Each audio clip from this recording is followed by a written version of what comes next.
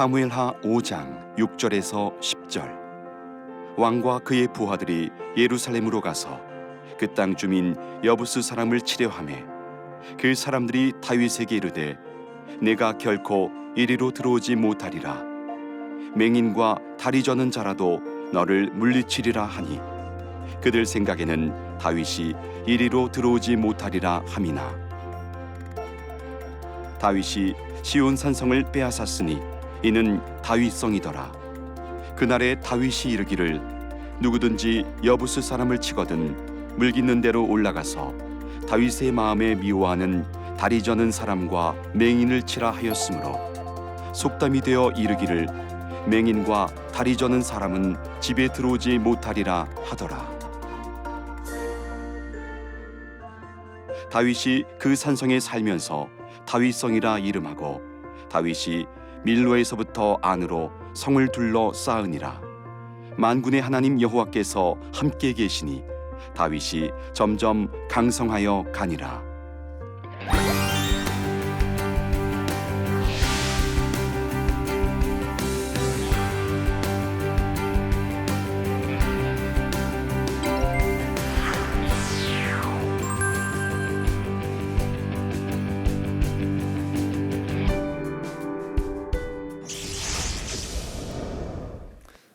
안녕하세요. 아름드리 교회 이재천 목사입니다. 오늘은 사무엘하 두 번째 시간입니다. 우리 다윗의 이야기 왕자의 게임 두 번째로 이렇게 들어갑니다.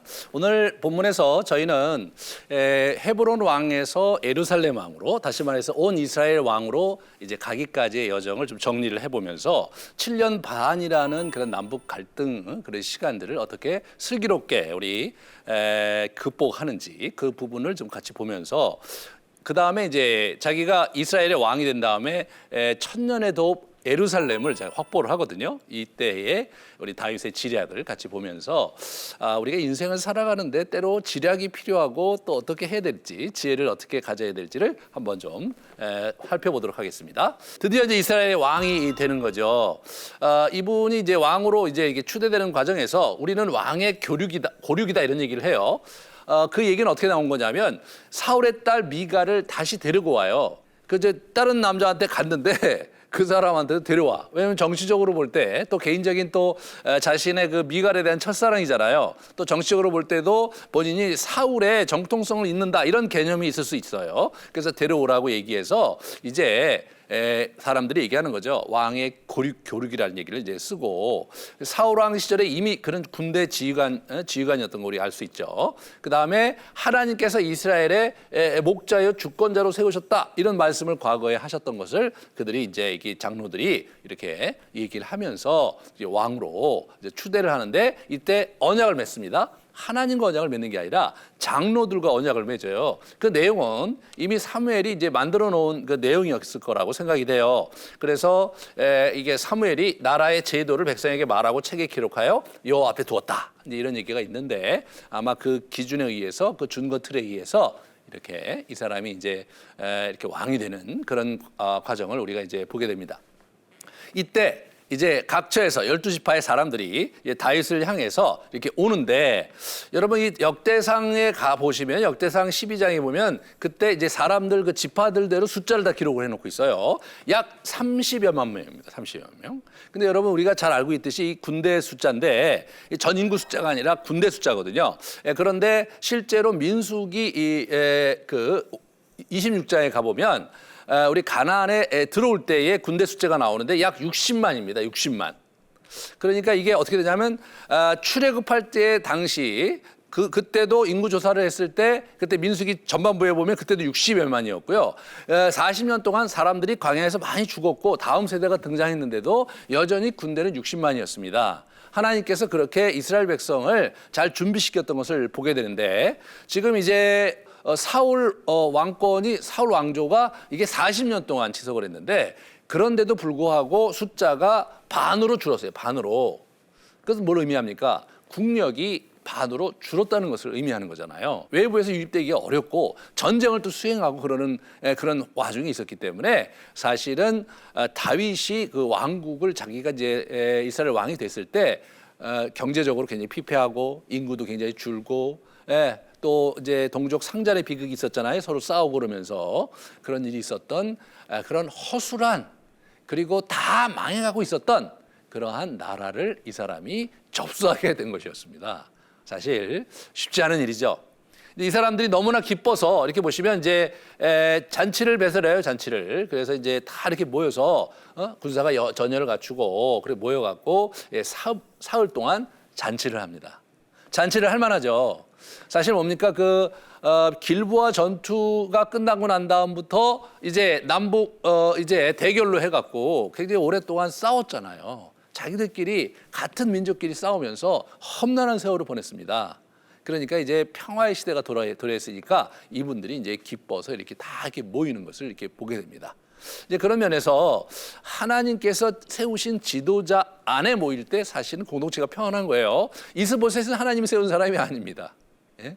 그런 면에서 우리가 공동체에서 또 어떤 단체든 교회든 간에 하나님께서 세우신 하나님의 인도함 가운데 세워진 자가 리더십을 잡을 때 이제 공동체가 평안하고 그리고 아주 복을 많이 누릴 수 있는 것이다. 그런 장면을 우리가 여기서 이렇게 볼 수가 있습니다.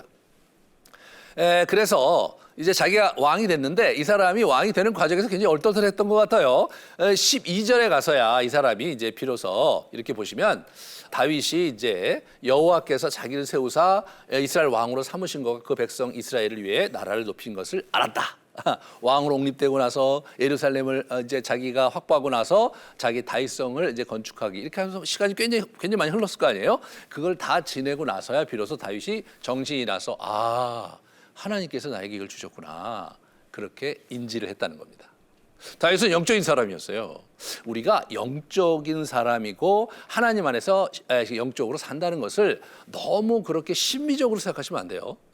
다윗도 하나님께서 이미 약속하셨고 오랫동안 기다렸기 때문에 왕이 된 순간 하나님께서 나에게 놀라운 일을 이루셨다 뭐 이렇게 됐을 것 같잖아요. 근데 다윗이 현실적인 여러 가지 문제가 있었잖아요. 나라가 이제 반으로 이렇게 사람 숫자도 줄어들고 막상 왕이 돼 보니까 거의 다 이제 무너진 나라를 이렇게 접수하는 마치 여러분 사업하는 사람들 입장에서 볼 때는 완전히 이제 그 사업이 망가지고 쇠퇴하고 직원들도 이제 많이 없어지고 사람들의 마음이 흉흉하고 그런 회사를 망해가는 회사를 접수했을 때의 심정이 어땠는가 생각해 보세요.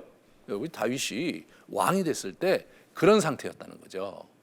우리가 하나님의 뜻을 쫓아가고 하나님께서 원하시는 길을 갈 때 반드시 우리 앞에 장밋빛 대로만 있는 것은 아니다. 또 왕으로 세운다고 말씀하셨고 왕이 되었을 때 다윗은 이미 잘 구비돼 있고 그리고 이미 모든 것이 자기 나름대로 이렇게 일하기에 편한 상태로 왕이 된 게 아니고 처음부터 나라를 또 하나하나 다져가야 되는 현실적인 어려움을 가진 채로 이제 나라를 이제 얻게 된 거 그것이 이제 다윗이 직면한 현실이었습니다.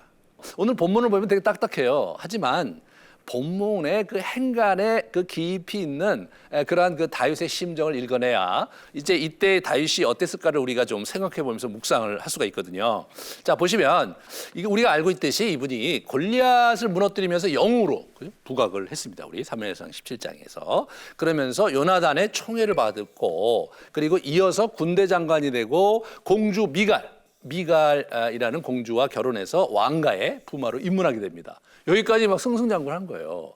그런데 이 비극적인 얘기가 뭐냐, 사울 왕의 시기를 받으면서 이 사람이 이제 어려움을 겪게 되죠. 높제사장 가문도 다 죽고 두 번에 걸쳐서 가도 왕 아기스에게 망명을 했는데 비참한 시간을 보내고 그다음에 이제 동족에겐 보호세를 하고 이방 민족에게 약탈 전쟁을 하면서 정말 비굴한 아주 비열한 삶을 살아야 되는. 그래서 이제 그렇게 살다가 사울 왕국의 참패로 인해서 국토의 손실과 사분오열된 민족, 굉장히 막 사람도 거의 반으로 줄고 국토도 많이 블레셋에 빼앗기고 그런 정말로 다 망해가는 나라를 접수한 왕, 그것이 다윗이었습니다. 이 다윗이 그런 어수선하고도 그 무너진 사울 왕국을 어떻게 재건하면서 하나님 나라를 일궈가는지 우리가 계속해서 보도록 하겠습니다. 우리가 이제 좀 생각해 볼 때요. 아브넬은 무신정권이죠. 그죠? 마쿠의 이제 아브넬이 이제 군대 장관이니까 이 사람들이 이제 주도가 되고 이제 앞에 이제 얼굴 마담으로 우리 이스보셋이 있었던 거죠. 그러면서 대체하니까 이게 소모전이에요. 소모전. 완전히 동족 상잔입니다. 여러분 그 국제전에서 굉장히 그 아주 가장 치열하고 비참한 게 동족 상잔이거든요. 같은 민족끼리 싸울 때가 가장 치열하고 그리고 가장 비참하게 이제 흘러가는 걸 이렇게 보게 되는데 바로 여기가 그런 거고요. 그리고 사울의 딸 미가를 다시 데리고 와요. 그러면서 이제 과거에 있었던 아픔을 자기가 이제 이렇게 끌어안는 부분도 있지만 정치적으로 사울 왕권을 자기가 계승하겠다는 강한 의지를 표출한 거거든요. 그러면서 큰 그 어떤 갈등과 피 흘리지 않고 정권을 자기가 이렇게 인수하고 싶은 그런 열망이 본인에게 있었고, 그리고 아브넬과 잘 협조를 하고 타협을 해서 그래서 전쟁 없이 같이 그 자기 백성이잖아요. 그렇게 사람들 피 흘리는 거 없이 잘 좀 이렇게 타협하면서 왕위를 이제 자기가 얻으려고 했고 나라를 통일하려고 했는데 그 요압이 이제 아브넬에게 사적인 원한 관계 때문에 아브넬을 죽임으로써 그것도 이제 실패로 돌아간 겁니다. 사실 우리 다윗이 원했던 바는 이렇게 보면 분명하거든요. 전쟁 없이 평안하게 나라를 정말로 재건하고 싶다. 이게 다윗의 열망이었지만 실제로는 그렇게 되지 않았습니다. 우리가 사실 그렇잖아요. 우리가 이제 하나님의 일을 한다고는 하지만 때로 우리가 원하는 선한 방식과 우리가 원하는 평안 가운데 갔으면 좋겠는데 그러지 못할 때가 있는 거죠. 우리 다윗이 이제 그런 상황을 이제 걸어가고 있었습니다. 그리고 이제 이분이요, 다윗이 굉장히 노력을 많이 했던 흔적을 보여줘요. 자기가 어떻게든지 전쟁을 하지 않고 이렇게 끌어안고 나라를 재건하고 싶은, 통일하고 싶은 그런 간절한 열망을 우리에게 보여주고 있죠. 자, 보시면 이 유다 지파 장로들에게 전리품을 이제 보냅니다. 그리고 사울의 전사 소식을 들었을 때 어떻게 되냐면 아말렉 청년을 처형해요. 다시 말해서 사울의 피 흘림과 요나단의 피 흘림에 자기는 관계가 없다. 이런 상징적으로 보여주는 거고, 그다음에 사울과 요나단을 위한 아까도 말씀드렸지, 애가를 이제 부르게 하면서 이제 그러면서 마음을 모으고, 그다음에 이 아브넬을 위한 또 애가도 불러요. 그래서 아브넬이 죽은 것이 요압이 죽인 것이지 내가 죽인 것은 아니다. 이제 그런 부분에서 자기의 그 어떤 입지를 분명히 이제 백성에게 알리려고 하고 그런 얘기가 있고, 그다음에 이 사람이 직접적으로 이스보셋을 죽이려고 하지 않았어요.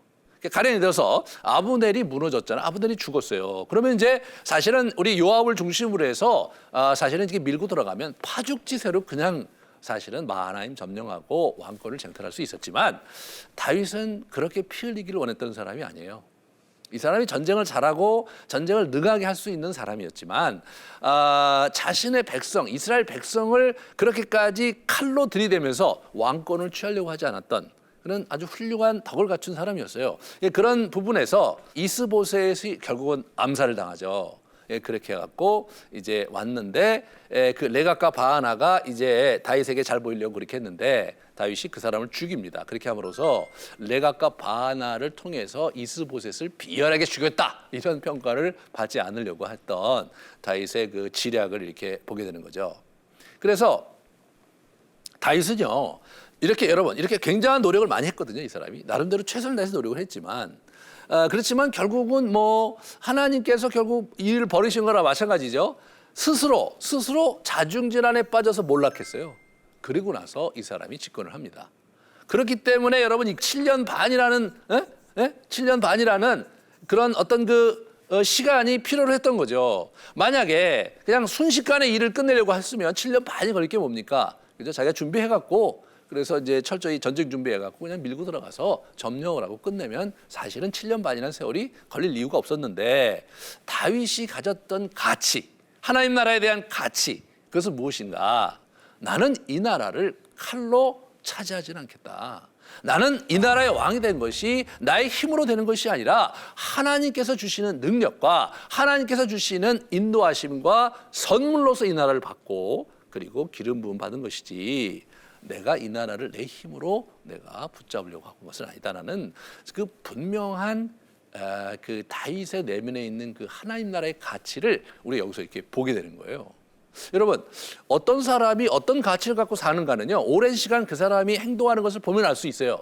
뭐 한두 번은 우리가 속일 수 있을지 모르지만 그러나 수년간 그 사람이 행동하는 것을 쭉 추적해 보면 그러면 이 사람이 어떤 가치에서 움직이는지를 우리가 볼 수가 있는 거예요.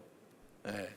그런 면에서 다윗이 추구했던 가치가 무엇인지를 우리가 잘 보시면 오늘날 우리가 하나님의 나라의 일을 하는 데 있어서 어떤 가치로 하나님 나라를 섬겨야 될지를 보여주는 겁니다. 다윗은 그 당시 정치를 하는 사람들이 갖고 있는 지략을 사용했던 것이 너무나 분명하지만 동시에 그 지략이 하나님 나라의 가치에 부합하는 쪽으로 그 지략을 사용했지 이 사람이 하나님 나라의 가치를 어그러뜨리는 형태로 이 사람이 지략을 활용하지 않았다. 이것이 하나님께서 다윗의 중심을 보셨다는 그 중심의 실체다. 이런 부분들을 우리가 이제 확인할 수 있는 겁니다. 그래서 이 하나님의 섭리를 끝까지 붙든 다윗의 위대함을 여러분과 제가 높이 평가해야 되겠다. 그렇게 한번 정리를 해보겠습니다. 자, 그래서 그러한 이 여정 속에서 다윗이 이제 어떠한 형태로 이제 지도력을 갖게 됐는가를 오늘 이 본문에서 한번 정리를 해보면요, 탄탄한 내면 영성을 가졌어요. 탄탄한. 우리 시편. 이 사람이 73편의 그런 시편을 남겼거든요. 우리 어디입니까? 시편에 남겼는데 아주 탄탄합니다. 굉장히 희로애락과 아픔과 번민과 고뇌 속에서 하나님을 만나갔던 자신의 원수에 대한 미움과 그리고 자신의 원수에 대한 그 안타까움을 가지고 하나님께 호소하면서 나아갔던 이 사람의 내면 여정이 아주 쭉 깔리면서 이 사람이 어떻게 자기의 마음과 자기의 내면 속에서 하나님을 신실하게 붙들어갔는지를 우리가 이런 장면에서 보게 되는 겁니다. 여러분, 똑같은 고난을 받아도요, 어떤 사람은 내면이 망가져가는 사람이 있는가 하면 어떤 사람은 정말로 우리가 보기에 어떻게 저런 상황 속에서 저렇게 아름다운 인품을 소유할 수 있을까? 라고 생각할 만한 그런 삶을 사는 사람들이 있는데 그게 어떻게 됩니까? 다윗이 후자죠. 참 부당하고 억울하게 당하고만 살았던 다윗인데 그의 내면이 참 아름답게 이렇게 자리 잡고 있는 모습을 보게 됩니다. 여러분과 제가 이 다윗의 시편을 잘 이렇게 한번 보면서 다윗이 어떻게 자기의 내면을 만들어갔는지 자신의 마음을 챙겼는지 이런 부분들을 여러분이 잘 호흡하실 수 있으면 참 좋겠다. 그 말씀을 드립니다. 이 사람이 이제 그 다음에 죽음의 고비를 넘어서 얻게 된 투지와 지략 이런 부분들이 이 사람의 인생에 이제 잘 활용이 되잖아요. 그러니까 다시 말해서 예루살렘 성을 탈취할 때도 그런 게 보여요. 그 다음에 이제 탁월한 전쟁 수행 능력, 자기가 그 다음에 뭐예요? 팀워크. 충성된 사람들이 팀워크 있는 거예요. 이런 부분들이 결국은 하나님 나라의 그 일에 사용이 되거든요. 고난의 세월 속에 얻어진 역량과 고난의 세월 속에 얻어진 지략이 결국은 하나님께서 사용하시는 그러한 덕목과 그러한 우리의 능력이 된다는 사실을 잊지 마시기 바랍니다. 고난은 고난으로 끝나는 게 아니에요. 하나님 안에서는 고난은 분명한 목표가 있고 열매가 있고 그리고 이 고난 속에서 얻어진 귀한 우리 내면의 역량과 우리의 그 외적인 그 기술 또는 외적인 능력이 결국은 하나님 나라를 도모하는 일에 결국은 우리 인생을 완성하는 일에 사용된다. 그 사실을 잘 붙드시기를 바랍니다.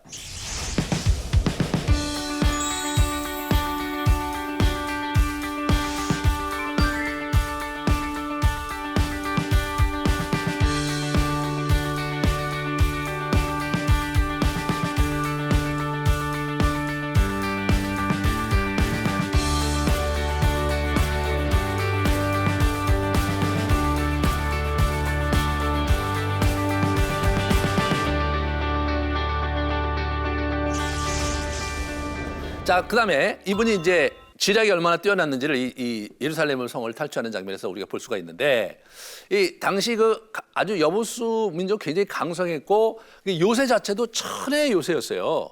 그래서 이 사람들이 이제 다윗이 자기를 치러 왔을 때 빈정거리면서 하는 얘기가 이거예요. 야, 다윗, 네가 아무리 전쟁을 많이 했다고 하지만 우리 성을 무너뜨려? 우리 백성 중에서 다리 저는 사람, 눈먼 자가 있어도 너희들을 우리가 막아낼 수 있다. 이렇게 얘기한 거예요. 그렇게 얘기하는 배경이 있어요. 왜냐하면 이게 천혜의 요새거든요.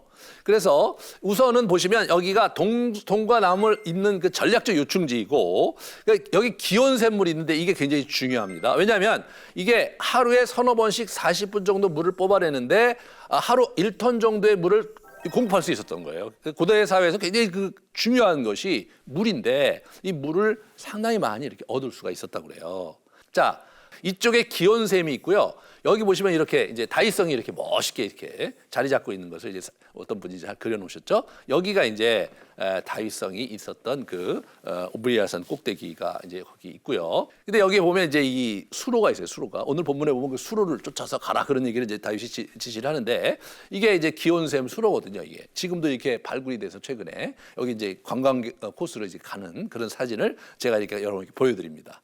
자, 이게 보시면 나중에 이제 솔로몬이 이쪽이 이제 다윗성이 이쪽에 이제 중심으로 이쪽에 이제 우리 예루살렘이 이제 도시가 형성이 되고 이제 있었던 거 보게 되고요. 아마 그 이쪽에 보면 다윗성이 이쪽에 이렇게 있는데 여기 보시면 여기가 뭡니까? 이게 성전이 솔로몬의 성전이 여기 있었던 거예요. 이 꼭대기에. 예, 그래서 이것이 전체적으로 이제 예루살렘 도시를 이루고 있는 것을 보게 됩니다. 사실 이렇게 복구 보니까 훨씬 더 뚜렷하게 보이실 거예요. 자, 그래서 기지를 발휘해서 거기를 차지하는 거예요. 이 사람이요, 왕이 된 다음에 첫 번째 행보가 뭐냐? 예루살렘 성을 탈환하는 겁니다. 이 사람이 전쟁을 하면서 이제 왕이 되고 나서 내가 온 이스라엘 왕이 되면 내가 이제 도읍을 정해야 되는데 도읍을 여기를 정해야 되겠다 생각한 데가 여긴데 여러분 여기가 천년의 도읍이에요. 천년의 도읍이에요. 여러분 지금도 예루살렘입니다. 그러니까 다윗이 이게 보통 사람이 아니었던 것 같아요. 적이다. 아무리 어렵다 하더라도 저기를 차지해야 이쪽 이스라엘을 차지해야 된다. 그걸 이 사람이 알았던 거예요. 그래서 이렇게 보시면 수로로 올라가라. 수로로. 그런 얘기를 해요. 이 사람이 이제 예루살렘 성을 공격하는 건 딱 하나다. 아까 우리가 보았던 거 수로요. 그렇지 않고서는 올라갈 수가 없는 거예요. 또 그렇지 않고 올라가다가는 굉장히 많은 사상자가 날 수밖에 없는 거죠. 그러니까 허를 찌르는 거예요. 그렇지 않으면 공성장비로 여러분 공성장비로 해갖고 외부에서 공격하려면 시간도 많이 걸리고 물자도 많이 걸리고 굉장히 많은 사상자가 나야 되는데 수로로 올라가니까 얘기가 굉장히 쉬워졌던 거죠. 여기서 우리가 한 가지 좀 생각해봐야 될 것은 시온이란 말이에요. 시온. 처음에는 이 여부수 사람의 성체를 가리키는 말로 사용하다가 나중에는 다윗성을 또 나타내요. 그러다가 이제 그것이 하나의 뭡니까? 예루살렘 전체를 확장해서 이렇게 사용되는 그런 거예요. 우리나라 청와대가 있잖아요. 청와대가 그냥 그것이 하나의 우리 대통령이 거하는 그 집무실이 있는 곳이잖아요. 근데 이제 우리가 청와대 하면 상징적으로 정부를 뜻하고 그렇게 하듯이 이제 시온이라는 것이 그런 의미로 쓰인 것이다. 여러분이 그렇게 아시고 구약을 보실 때 맨날 시온 나오잖아요. 이게 이제 무슨 의미인지 아시고 보시면 훨씬 더 쉬울 거예요. 자, 그래서 여기 이제 우리가 봤듯이 여기 보면 밀로에부터 이렇게 두루 성을 쌓았다. 그래서 이제 거기에 이제 성을 구축해서 요새화시키는 장면, 그렇게 하면서 자기의 왕국을 공고히 하는 그런 다윗의 모습을 보게 됩니다. 이게 이 사람이 여러분 사무엘상 16장에 그 시골 촌뜨기 베들레헴의 소년이었는데 이 사람이 이제 나이가 30대 중후반이 가면서 38살이거든요. 이 사람이 이런 멋진 리더로 이제 탄생을 하고 규모를 갖춘 나라를 이렇게 만들어가는 그런 모습을 우리가 보게 됩니다. 자, 이제 다윗이 굉장히 강성해지는 걸 우리가 보게 돼요. 점점 강해지는 거예요. 이게 하나님의 역사 가운데 하나님이 원하시는 자리에 있잖아요. 그럼 점점 커지고 왕성해지는 거예요. 그때 사람들이 날마다 이게 이제 다윗에게로 왔다. 그런 얘기가 나와요. 사람들이 계속해서 다윗의 진영에 합세하는 그런 모습을 보여주는 거예요. 점점 강해졌다. 점점 강해지는 거예요. 여러분. 점점이에요. 점점. 한꺼번에 딱 시점이 돼서 와! 이렇게 되는 게 아니에요. 하나님 나라가. 점점 서서히 밟아야 될 단계를 딱 밟으면서 강해지는 그런 형태로 진전이 일어나는 것을 이제 보게 되고요. 만군의 하나님 여호와. 참 이것이 이제 그가 17장에서 3장10장에서 우리 블레셋을 이렇게 무너뜨렸을 때 그 불렀던 그 하나님의 이름, 그 하나님의 이름을 붙잡고 그저 우리 가고 있습니다. 우리 또 생각해봐야 될 것은 아까 잠깐 제가 말씀을 드렸는데 여호와께서 자신의 왕위를 세우신 것을 알았다. 이 표현이 아주 재밌는 거예요. 여호와께서 왕으로 세우신 것을 알았다. 굉장히 중요한 겁니다, 여러분. 왜냐하면 이 사울은 그렇지 않았거든요. 사울은 처음에 분명히 제비 뽑아서 왕이 됐음에도 불구하고 자기 거라고 생각했어요. 다윗은 다 이런 걸 차지하고 나와서 하나님을 계속해서 알아가는 삶을 살아갔고, 그리고 하나님께서 하나님의 백성을 위해 다윗 왕국을 높이셨던 것을 알았던 거예요. 하나님의 백성을 위해서 하나님께서 나를 여기 세우셨다. 그렇게 이해했다는 거예요. 그런 자의식이 리더에게 굉장히 중요합니다. 리더가 어떤 자의식을 갖고 있느냐. 다윗은 이 왕국이 하나님으로부터 나한테 하나님께서 주셨는데 그것은 이 백성을 위해서 나를 세우라, 섬기라고 주셨다라고 이스라엘 자의식을 갖게 된 거예요. 네? 이러한 다윗의 자의식이 어디서 형성됐다고 생각하십니까? 광야에서 죽은 개고 한 마리 벼룩으로 10여 년의 세월을 살면서 자기는 정말 아무것도 아니고 자기는 하나님이 주시는 것이 아니면 아무것도 할 수 없는 존재라는 그런 절박한 그러한 삶의 모습과 정황 속에서 겸함을 배웠던 겁니다. 그것이 여러분과 제가 어떻게 우리의 인생을 살아갈지를 보여주는 굉장히 중요한 가치입니다. 자, 우리가 어떻게 적용을 해야 될까요? 자, 보시면 오랜 세월 속에서 다윗이 연단 속에서 왕이 됐다. 그러므로 우리도 믿음으로 우리의 삶의 어려움을 받아들이면서 인내로서 우리의 삶을 읽어가야 된다. 빠르게 이렇게 막 급격하게 우리 인생이 잘 펼쳐질 거라고 기대하지 말자. 설사 그렇게 됐다면 조심하자 오히려. 왜냐하면 그것이 사실은 나에게 때로 어려움을 줄 수도 있다. 내면이 준비 안 된 채 성공하거나 어떤 굉장히 많은 사람들한테 주목을 받는다는 것은 매우 위험할 수 있다. 그런 부분들을 생각하셔야 됩니다. 그리고 두 번째로는 하나님께서 어떻게 됩니까? 다윗은 이 모든 과정을 통해 하나님을 알아갔어요. 모든 과정을 지냈는데 처음에는 하나님으로 시작했다가 하나님이 부수적이 되고 자기가 완전히 이게 사울처럼 이거 내 왕국이네. 그렇지, 내가 수고했고 내가 고생해서 얻은 왕국이지, 이렇게 생각할 수 있었는데 다윗은 그렇게 생각하지 않았어요. 여러분, 우리의 인생의 성취가 그분의 것이라는 것을 인정하는 자가 복받는 자입니다.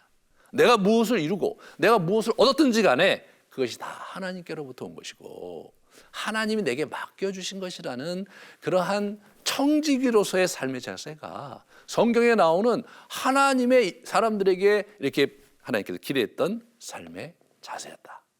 여러분들도 그렇게 사심으로써 진정한 축복을 누리는 복된 여정을 가시기를 바랍니다. 우리 다음 시간에는 그러면 어떻게 왕이 된 우리 다윗이 하나님 나라의 유업을 읽어가는지를 같이 보는 시간을 갖도록 하겠습니다. 긴 시간 수고하셨습니다.